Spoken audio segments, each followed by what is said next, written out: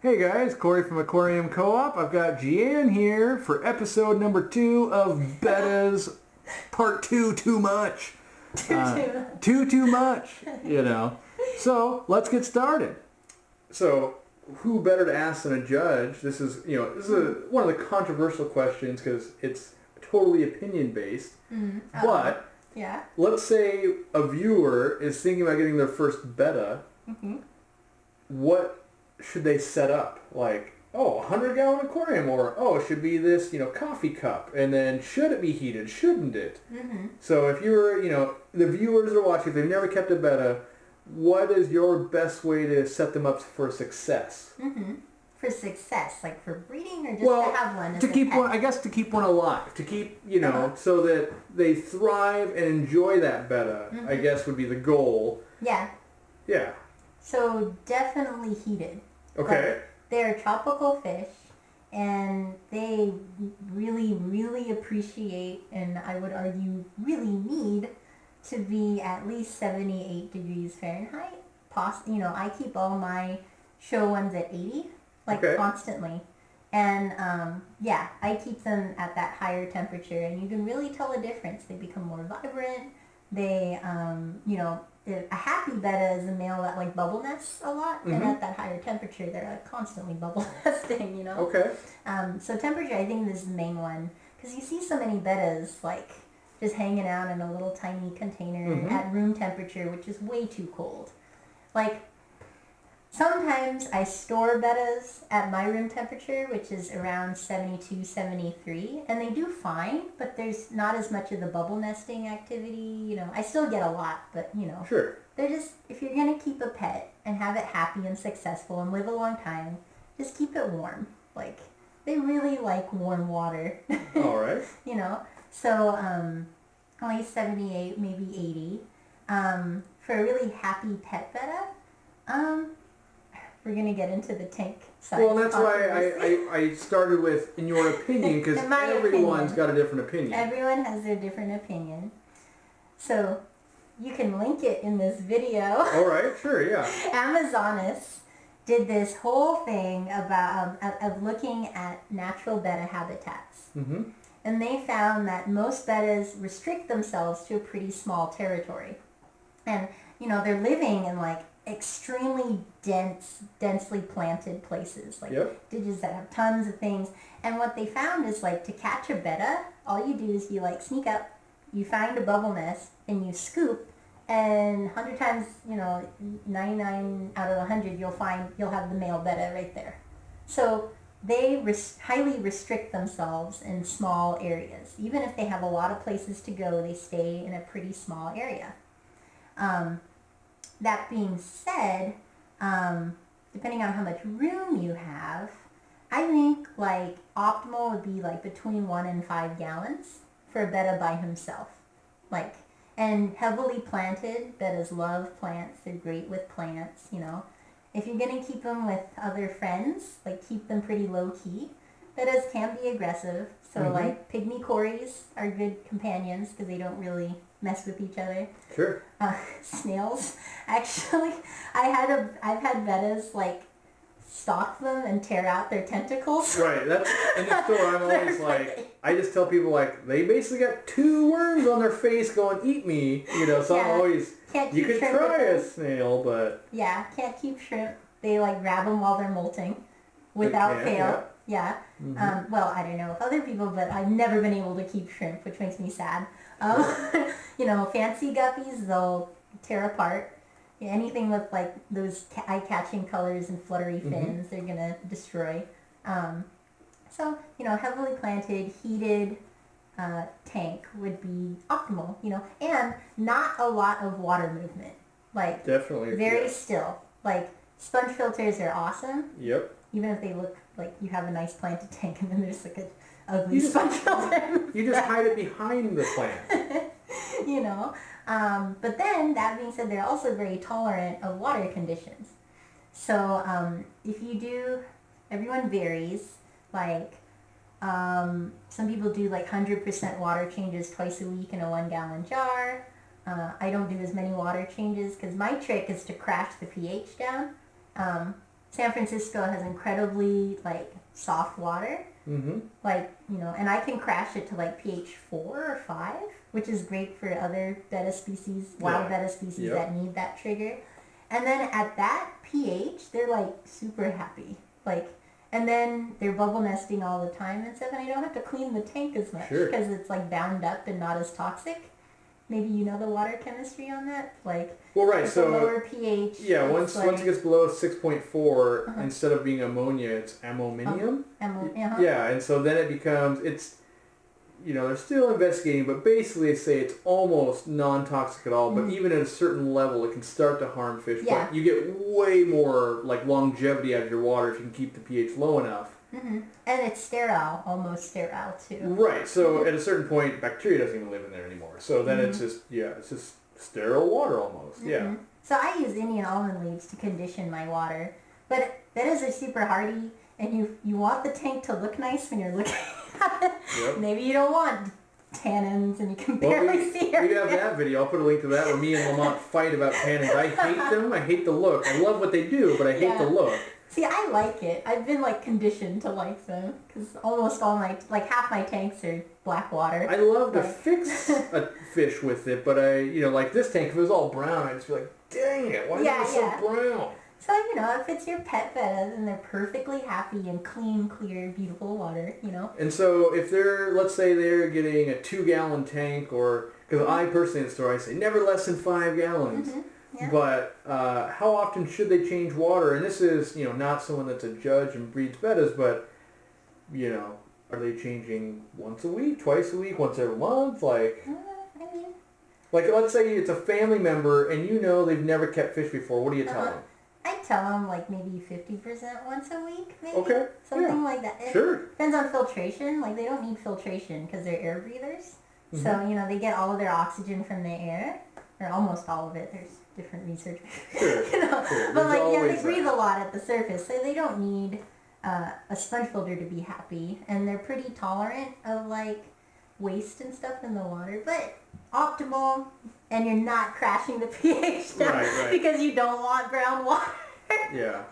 Then I would do like maybe 50% once a week or something like that. All right. Yeah. So keep them warm and. Warm is the most important. Like, honestly, for me, I think so. Right. My opinion is. We always force people to get heaters for their bettas. We believe it too, but because people, and I use the argument of, I can sleep outside tonight and it'll be very uncomfortable. And it's only a matter of time before I just get more and more colds and things like that. I'm not going to die tomorrow, but it's not going to be good for me. And I feel the same way about those bettas. Like, you can say like, well, it's not dying. It's like, well, sure, but it's not loving life either. Yeah. Okay. I'm going to bring up a controversial topic. Okay. It's the great salt debate. Okay. I like putting salt into the betta's water. Like, maybe just like, so I have a teaspoon, and I don't have a lot, maybe a 1/4 teaspoon of salt per gallon. Like, 1/4 teaspoon, that is not very much. It's not a lot.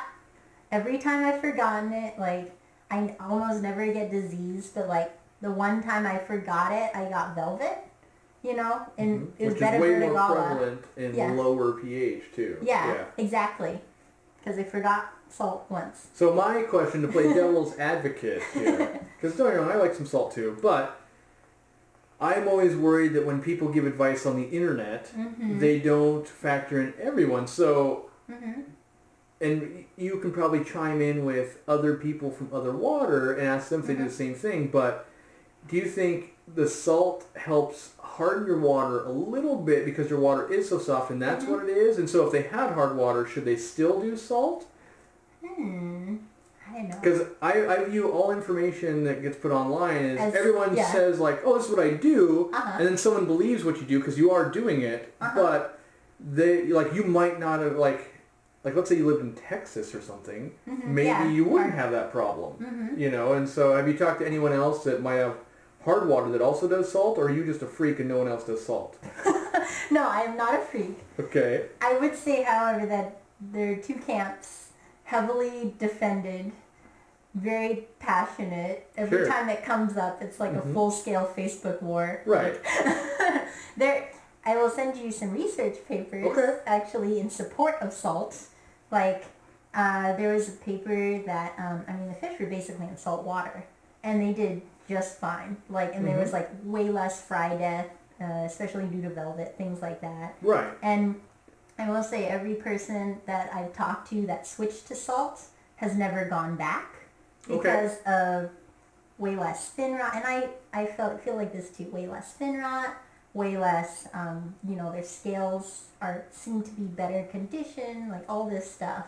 Actually, when I'll take salt with me, like if I go to a show. Sure. And it's just like if your Betta's sick, raise the temperature and add more salt. And have you played 99% will cure them, Have you played with like marine salt at all? Because it's still going to have NaCl, but all the elements in it too. Well, I got like a huge pail at San Francisco Aquarium Society for like $5. Mm-hmm.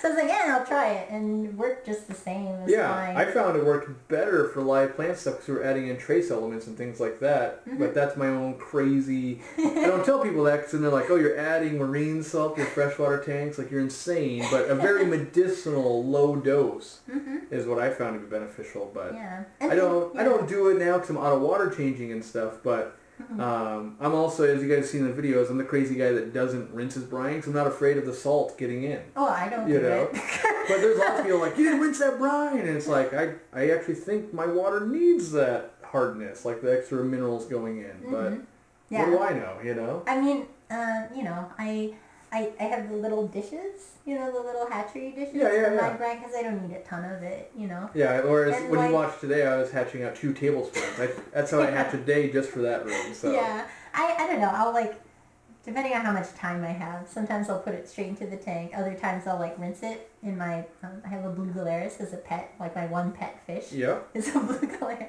It's really cute because while I'm rinsing it, he'll try and leap out of the water at me and stuff. So one time I was cleaning his tank and he leapt straight into my face. That was the one and only time I've screamed doing fish. My fish hobby. It was just like... Did he land back in the water? Or yeah, he did. Make a face plant on it. Yeah. There's nothing worse than when a fish jumps out and knocks itself out. Oh man, get back in there. Come on. Yeah. Where was I going? Talking about Rinson's brine shrimp. Brine shrimp, yeah. Depends on how much time I have. But anyway, the proponents against salt say, it messes with gill function because of osmoregulation would be off and all that kinds of stuff. And, I would agree with all of that, saying it will change all that, but I'm not convinced that it changes it for the worse. It definitely changes it, but I don't know. I mean, I would be big on the proofs in the pudding. If your fish is better, it probably is better. Especially if the goal is to show it and it shows better, I would say the salt is beneficial. So I will say, hopefully there's not a huge salt debate on Oh, I hope there is. I want 10,000 comments. I'm going to make her defend herself against all of you. I will just say, don't knock it till you try it. Sure. That's the one rule of fish keeping. Don't dismiss it until you freaking try it. And then you can, do some experimentation. I would say anecdotal. At a fourth of a teaspoon per gallon. That's just a tiny bit. That's so little that I'd be making the argument that it won't even matter. Because I would use salt way more liberally if I was trying to accomplish that. So I feel it's pretty safe. Any of you could try that. And I would be surprised to see, I don't think any ill effects would happen, but I'd be surprised to see that little salt makes a visual difference to me. If that'd be totally worth it if that small amount of salt, because I know it wouldn't be detrimental, or at least in my opinion. I'm sure there's people that are in that other camp, but I'd be shocked that so little salt actually makes a difference. Well, it made a difference for me. I had a whole tank of vertigala go down just for missing that little quarter teaspoon of salt per gallon. And I was about to take them to a meeting and distribute them, And it's funny, some of my tanks are really near the ground, and I'm commando, creeping up to the tank, and I'm like, oh my gosh, all their fins are clamped, they're unhappy, they're how velvet fish are, they're I'm gonna straight jacket, you know. And I was like, what did I do? And I was like, I forgot the salt. And then I put salt in, you know, and like covered the tank and things like that. And they were covered. Is that how you beat velvet typically? For me, yeah. The one time. Or have I gotten it more than that? That was the scariest. Because I've run into it probably 50 times or more, and I always end up using copper basically, or cupramine or something like that. I used to use salt. Yeah. And I tried turning the light out and stuff like that, but it never, you know, I believe they're photosynthetic or something. They use light like algae would to reproduce. Anyway, I could never black it out long enough to make a difference, and I had used crazy high levels of salt to beat it when I was using salt, like a tablespoon per gallon type of salt. Like I was not a table. Was I doing a tablespoon? I think it was a full teaspoon per gallon. I was up to a tablespoon on some of these rasboras and stuff because teaspoon wasn't getting it. Yeah. You know, like each day, like, oh, there's 12 more dead. More salt. Because once you beat velvet, it dies really quick. In my experience, anyway. Yeah. Like, anytime I have a sick fish, and it's only happened a couple of times, I try and do... Look at like this. for Only ever had a couple of sick fish? Like, wow. The biggest... Okay, I've had... Let me think. And all my fish keep... And I haven't been keeping fish forever. Like, I don't know, since... Okay, maybe I've been for a while. I've been breeding bettas since 2011 when I got my own apartment, but I kept them through college and stuff. But anyway, so I had that case of velvet. I bought a fish and it was sick, and I didn't realize it, and then I got sick when I got home. So I freak out. I totally freak out. Sure. But I do like salt. Maybe I've gone up to a tablespoon, but with those Betta Gala, that scared me. I put like a full teaspoon per gallon, covered it, and heat went up even a little bit more, like 82. You know, and then a lot of Indian almond leaf. Like, that's how I bring the pH down. But I'm talking like shit tons of it. Yeah, well, and maybe that's the trick. Maybe that's the trick, is crash the pH and the velvet can't survive it, maybe. Yeah, I mean, again, like half my tanks have Indian almond leaf, like all the bettas do. And it's a good spawn trigger, too. Like, I have a 30-gallon community that's like one of my favorite, you know, tanks. And there's like, you know, Betta palafina now, and then the Endlers, and my favorite Stervicories, and all. So that one doesn't have Indian almond leaf, and my pygmy sunfish don't have Indian almond leaf, and my killifish don't, but like all the bettas pretty much, other than those, have Indian almond leaf. So that's like a third of an Indian almond leaf per jar, or per gallon. Like a third of an Indian almond leaf per gallon. So yeah, it gets it a nice tint. So that's a lot when you start going like, oh, here's my 20 gallon or something like that. And the community tank can be like, that's a lot of Indian almond leaf for 30 gallons of tannin water. The largest is 20 gallon, and I break it up. You know, you can leave it whole, but I think it's ugly, so I like break it up and put it all over the tank. It sinks after a while, you know. So yeah. And then, do you remove the leaves, like, let's say with a water change, you remove them, or do you wait till they basically dissolve, or? Yeah, they eventually break down. So when I do water changes on the big tanks like that, like I'll do just a little bit to like get all the mold out. Yeah. Like, you know, so I really don't do a lot of water changes on the brackish water tanks, because, you know, or not brackish. You know what I mean? Tannin water. Tannin water. Yeah, okay. The brown ones. All of the a sudden yellow I was ones. like, wow, you really are in love with that salt. Like, everything's brackish. I'm like, whoa, okay. Yeah. Secret comes out. Oh, and then disease. So the one that I have struggled with is sometimes they get lazy and feed blackworms. Yeah. Too many blackworms. And every once in a while there's a bad batch. And it, like, you know, like, oh, yeah. I try to clean it, but there's parasites. You know, one time I had a tank of like really precious show bettas. Like, they got thin, their poop got stringy. Yep. I panicked. Like, I was like, I bleach everything. Like, I'm like really paranoid, so every time I use a net or a jar or whatever, like a scrubby pad, I bleach the heck out of it when I'm done, you know? And so you're making a gesture like you're spraying bleach? Is that what you're doing? Yeah, I spray it with bleach. Okay. And then let it sit for several minutes. And then, so we've got a whole other video when we talk about that. I watched it.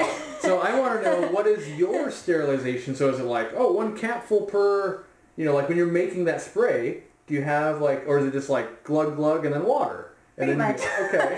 It's like in a little like spray bottle. And I would say it's like 2 glugs per, and then water. So it's pretty strong, actually. So I wear gloves at all times because I used to work with tuberculosis in my research, and we used to work with Mycobacterium marinum. So, and I bite my fingers. I see. So I always have open wounds on my hands. So I wear gloves because I'm terrified of fish TV, basically.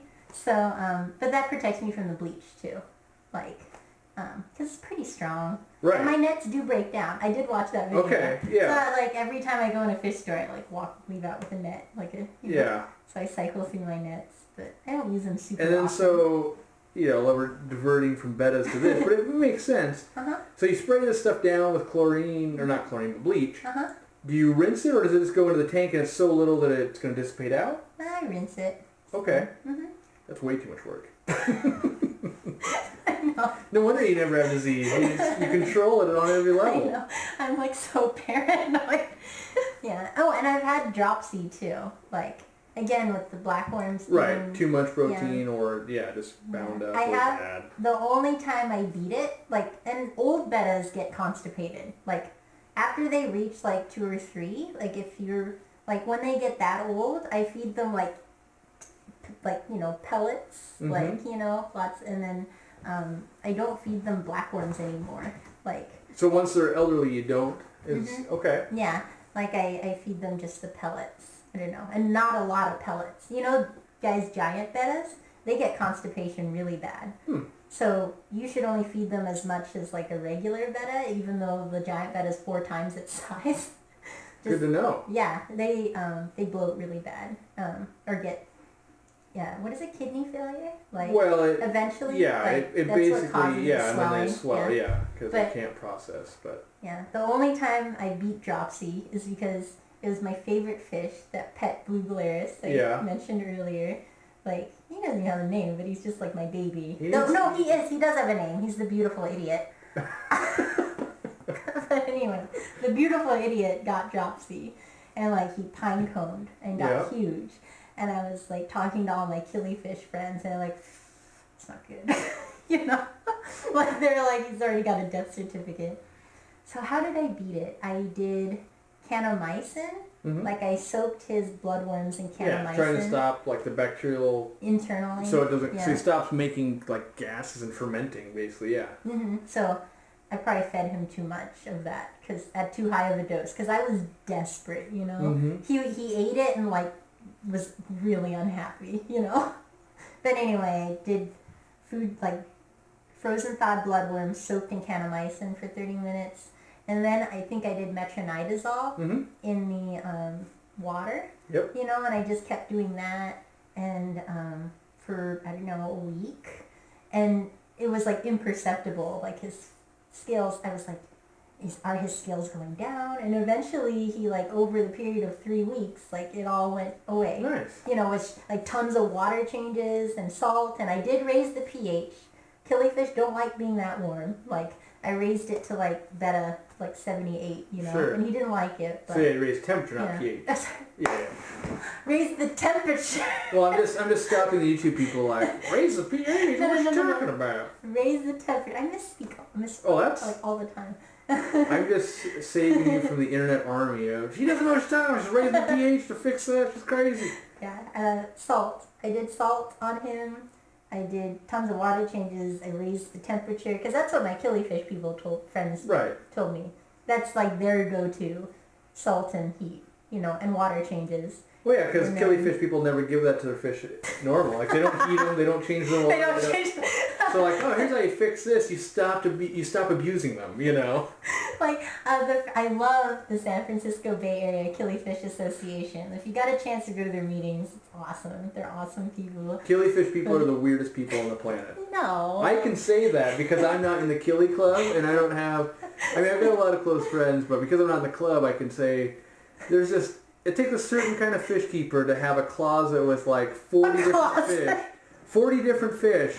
And that you never see. And they hand you a flashlight and go, dig in, go ahead, take a look.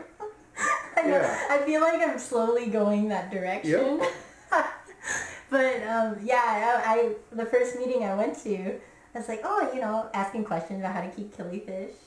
And I was like, so how often do you change the water? And one of the old timers says, I think I changed it twice last year. Yeah. I was like, they're like, change water. We just top off for evaporation. Like, yeah. Yeah, but always cover the killifish. Oh, yeah. That's the number one rule with those guys. Cover. So, I want to talk about not so much the actual breeding of the bettas, but more of raising bettas / like female sororities and stuff like that. Because I feel like a lot of people are interested in keeping tons of females together and things like that. And I know I've seen pictures and videos that you do that type of thing. So, when you raise a spawn, I think you raise males and females together, is that right? Until you can sex them or something? Yeah, when the males start to get boisterous and start to, nip fins, and I try and pull them out before that happens. They start, like, flaring a lot, and I'm like, oh, troublemaker, and I take them out, hopefully before there's any fin damage, just little nips. Yeah. Which can, like, ruin a show betta, know, because you want them to be, like, perfect conditions, like a big score. So, when you start to see boys, and the boys start to get beards, that's another way you can tell. I don't know this. I get a beard. I'm trying to, I don't think I've ever seen a betta beard, so I am totally lost. Well, if you look really closely, and it's hard to sex them when they're young at first, but you start to get the eye. If you look, after they're about an inch long, the boys, they're what's it called? I think it's a beard. It's like, they have the gill plates, the pericardium, and then they have, the... It's just like... It's like skin, Yeah, it's what they flare with. Those flare... They come out like that. And the boys, theirs starts to get kind of pouchy. Okay. Even when they're not flaring. It's just a little bit of a pouchy... But the females can flare too, right? Yeah, they can. Okay. They just don't have quite as much. Okay. It's very subtle. But, that's the first thing I notice. And then the body shape changes. The females... One breeder that I know, she'll Photoshop bras on Sure. It's awesome. But yeah, the girls get kind of busty. Yeah, definitely. They have the eggs that form. And then the boys don't really have that. They have a slimmer body shape. But yeah, the girls get a little busty. And they just have a different body shape. The males are more elongated. And do we have to worry, because I feel like whenever I've sold female bettas and people build sorority tanks, that they're so worried that they're getting so full eggs. Some species of fish, if they don't get bred or something, they start getting egg bound. Do we have to worry about that with females? That's definitely a concern. So, okay. Yeah, if a female gets huge, each one is spherical. Then, the common thing is just stop feeding her so that she'll try and reabsorb the eggs. Okay. Yeah. And it's more common with Crowntail Bettas. There's something about the Crowntail gene that females tend to get more egg bound. And it's their body shape's different. I don't know if there's just not enough room there. Right. Or, a female can die from being egg bound. Right. I've seen that happen in my store. And part of the problem is I spoil fish. And so I'm like, more blackworms and more things, and those get hugely egg bound. But that's a good tip because you just stop feeding them for a week. That's easy. I just won't feed you. That makes a lot of sense. It helps. Because I can feed really heavy because we change so much water in the store automatically that I don't have to worry about water quality pretty much. So it's I end up going from you're this little dinky betta to monster female. The females can get big. Yeah, but then another thing with sororities.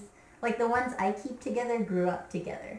They grew up, they have a hierarchy that's unquestioned, maybe one or two tussles, but it's alpha, beta, gamma, omega, they just have their thing. Anytime you add bettas together, there's going to be a fight. They have to establish dominance. Because I always try to tell people, don't just add one female to that pack, it's not going to be good, but I don't know. They will get beat up. I try to tell people, African cichlids, always add at least 6 at a time or something. Spread out that bloodbath. Yeah, same thing with bettas. It can be done, but I just worry, anytime that happens. But, some people keep them successfully, but I find if they start as a spawn together and raise up together, the females have very little, that makes sense. They just know who's who and things like that.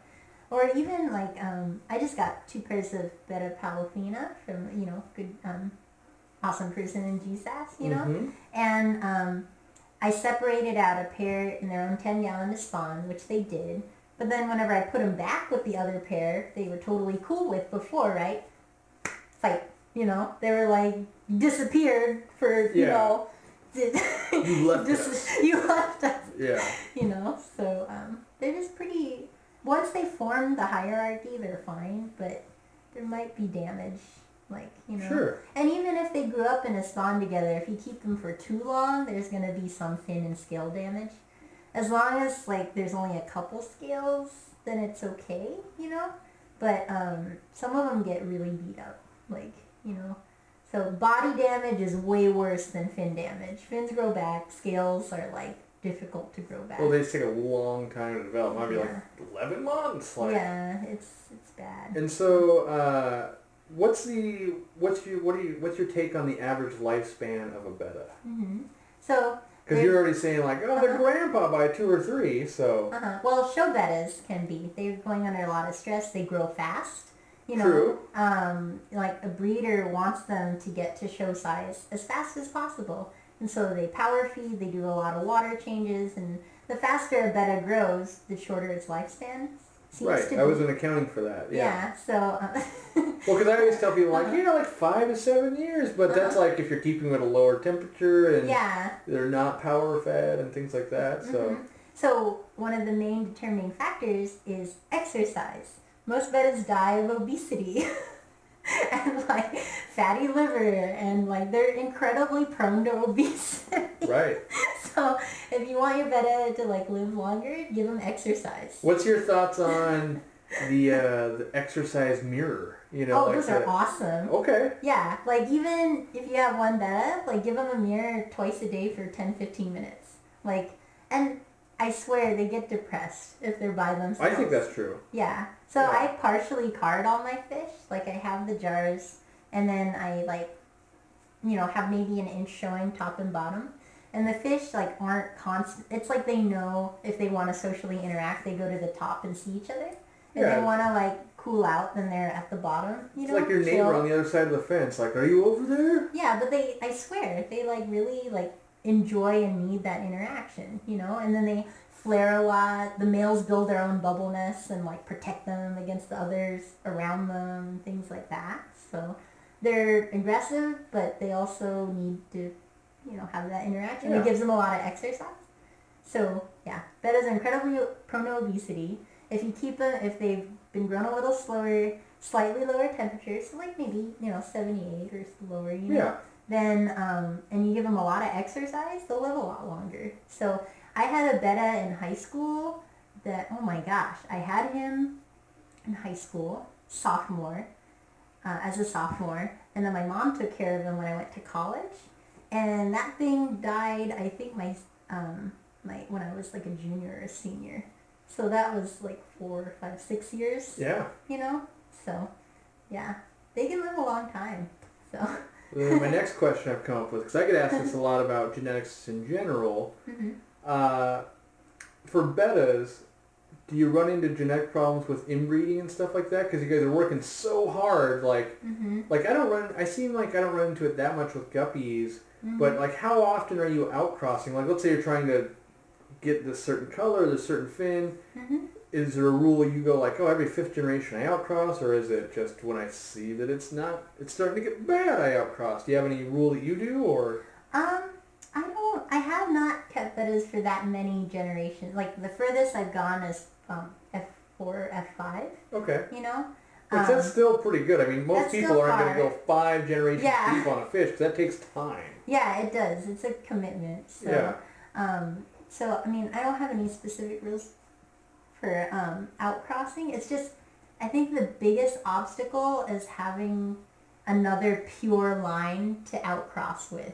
Sure. Because most bettas from Asia are like super random. They like pick the cool ones. Oh, a few of them are really good in line breed, but I mean, what sells? Crazy colors, you know, crazy beautiful marbled bettas, you know. Yeah, koi bettas. Yeah, exactly. Yeah, all those crazy things. So that can be really random, you know. But finding like pure lines to cross with, it can be really, really difficult, you know.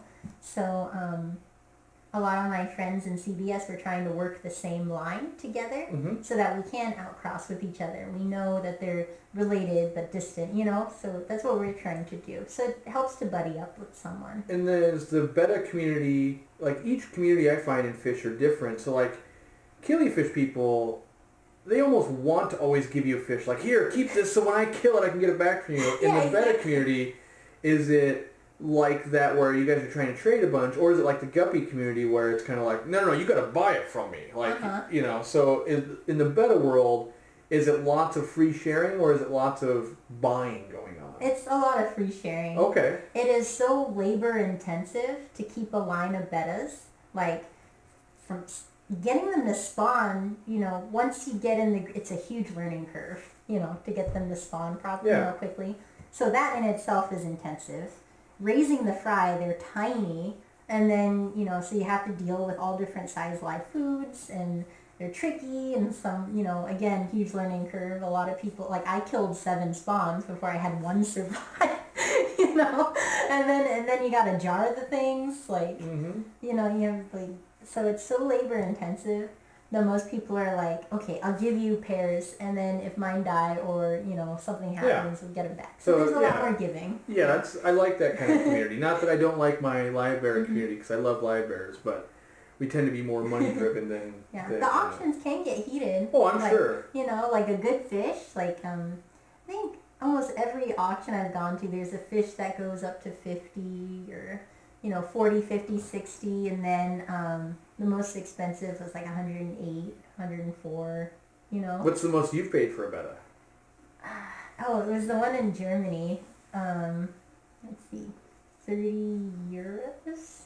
So it's like $60 or something. Mm-hmm. And then, so, do you have to trans-ship that back from Germany then? It was in my oh, okay, so... I forgot to ship it home and it came with me. No, it was in my checked-in bag. There you go, yeah. And I declared it. Oh, okay. I wrote, you didn't smuggle it in. Domestic Betta splendens for personal show use, like a dog, Yeah. And then they sent me to the agriculture line, and then the dude was super chill. I probably lucked out. I've heard of many different experiences. It probably helped it was from Germany, not from Asia. Right. But anyway, the dude's like, oh, bettas, my daughter has one. And I'm like, yeah, I got some bettas. And he's like, yeah, just run them through the x-ray, and then, just, took 5 minutes. So, but, I was lucky, Have you ever sold any of your bettas? Huh? Yeah, at auctions. Mostly. What's the most you've gotten for one of your bettas then? We've already established kind of a range or whatever, but... The most, I think, was like 25, but I usually share them. So that was like at a public California Betta Society auction. So. And then I just thought of something super cool. I probably should have started with this. Mm-hmm. Have you won any awards or shows? And then if we have, I want to get pictures and show them like the fish you've made and things like that too. Yeah. Mm-hmm. Yeah, I've gotten, my biggest one was Reserve Best of Show at my very first So that basically means like the second best fish of the entire thing? Yeah, it was one of my favorite fish. It was a Crowntail Betta. So she was really cool. She's my biggest accomplishment. Yeah. Okay. And then I had one traditional short fin Betta, so the traditional form. There's 3 of them again. He got best of variety, I think, like 4 times. He was so close to best of show, like twice. But yeah. But yeah, he got several best of variety, reserve best of variety, and so. Awesome. Well, hopefully you have pictures of those so I can show, because people like me are like, well, what constitutes a show betta, So it'd be nice to see some like, oh, this one took second, so you know what you're dealing with when it comes to females at least, and and I know what people are gonna ask. Do you ever sell your bettas or anything like that on Aquabit or anything? Because they're going to be like, oh, I want her. Because once we show these pictures, they're going to be like, I want them. Mm-hmm. I just wanted to confirm that because even I can't get them. So even though she's here, even I can't get those bettas. It's too much work. I have a whole series on shipping fish is too much work. Yes, I completely agree that there's not enough money on the table. I mean, obviously you ship fish to conferences and things like that. But and to friends, again, that Oh, sharing wow. thing. We just learned that I'm not friends enough. Oh, my gosh. I see that. The truth comes out and it hurts. It stings, let me tell you. There's again, what if my fish room implodes? What if a She just doesn't think I can keep them alive. That's what it is. So. No, it's not true. So yeah, see, even I can't get them, so you can't get them either. But if I get them, maybe I won't spawn them. Let's keep it real. Yeah, I'm way too lazy to spawn bettas. So mouth brooders, yes, I'm not so lazy I won't do a mouth brooder, but bubble nesting and. So that's probably a good thing. Do you feed paramecium to the newborn? No, what do you do? I don't. And if I wanted more numbers, I totally would. But I've never tried culturing paramecium, so. So do you just go straight to live baby brine, or? Yeah, but I put in a ton of plants. Eels, or? Yeah. Oh, so you just use infusoria on that. Ton of plants. Because that's the only thing holding me back, because I'm way too lazy to deal with paramecium. If I just got to do plants, I got plants for days, so I guess I could just raise some. And some of my friends, we talked about, if you just start with the San Francisco brand tiny baby brine shrimp, they're slightly smaller. Yeah. That's what I use, and I use the hatching bush trays. Frozen or okay, so yeah. So live brine, but they're tiny. This is a pretty small variety of brine shrimp. And you start with that. Not all the babies are going to be able, the bigger ones will be able to do it. So I almost use it as population control. Because max for me is 30 jars. And what is a spawn? How many come out of a spawn? So I only get between 20 and 30 bettas per spawn. You raise up, but how many eggs? Oh, hundreds. Okay, there could be hundreds. Yeah. And some of my friends, will get spawns of 200, 300, 400. And I'm like, I ain't got no room, Yeah. I got my, my square footage is tiny. You gotta sleep somewhere and... I do. So yeah, I almost use it as, so only the big, hardy, strong ones survive for me, And then, so... What do you use when you're that betta's not show quality, or he's got a bent spine? Where does that fish go to live? There's the blue Galeras. Okay.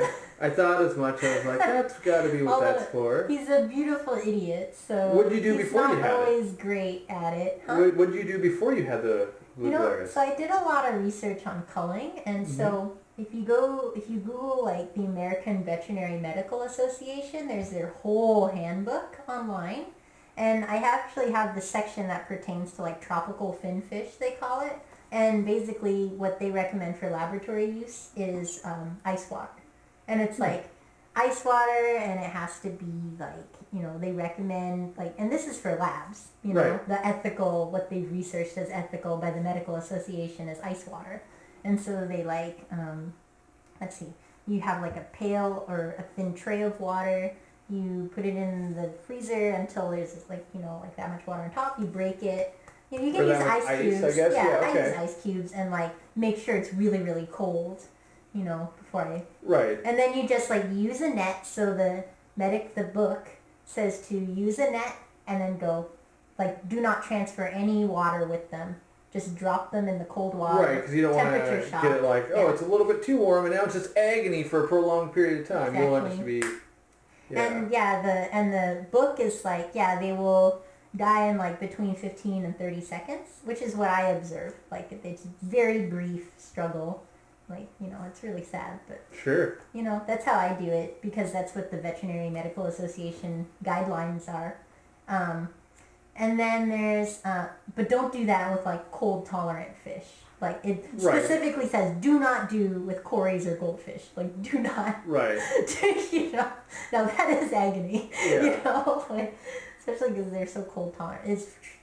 It is specifically for tropical fin fish that I believe are less than 4 inches long. Less than 2 or 4 inches long. I can't remember. Is the guidelines for that. Some people use clove oil. I'm too lazy to work with clove. Yeah. What else? A lot of people use the large predatory fish. Very fast. I'm a fan of that. Of here, it looks like you need to complete your life cycle. You get eaten. Mm-hmm. Yeah. So, I don't have room for anything much bigger than him. So, but he's a sweetie. So if they get bigger than the Galeras' mouth, then they become a pet. Then it's well. I know. I do have one in there. You gotta get cold. Yeah, I don't know. I feel bad. There's like one dude in there that has a bent spine, like, and he's just hanging out, It's got really thick, there's a giant pothos plant in there, and the roots are like choking, except for the front where the galeris is. And that guy like hides in there. Like, I see him like maybe every 3 or 4 days. Yeah. Being hunted. Yeah. Well, thanks for watching, guys. Episode number 2, done with bettas. We're never talking about bettas again unless you guys really like it. Otherwise, we'll have to make her, for the next one, we're going to make her learn a bunch of stuff, So she's going to research it all so I can really just give the hard questions and not make her hate me. You have some pretty hard questions. I didn't even know. I was just like, oh, let's just throw another one out there. So You're doing like the controversial stuff. Well, that's all you want to hear about, right? Like, you don't want to be like, does a blue betta look nice? It's just get to the nitty gritty and get your opinion. So that way when I get the next betta expert, we can have them contradict everything you've said. I know, so I can be crucified. Yeah, right? well, and then I can, and then like 2 years down the road, I'll get you both in the same room and just make you fight for it. Persuade. Yeah, exactly. I'm going to card you and make you fight over the topics. Yes. It's you. Yep. So if you want to see that, make sure you like and subscribe, because that's coming down the road sometime. I'm going to find someone else that's this passionate about bettas and make them fight to the death to see who's right.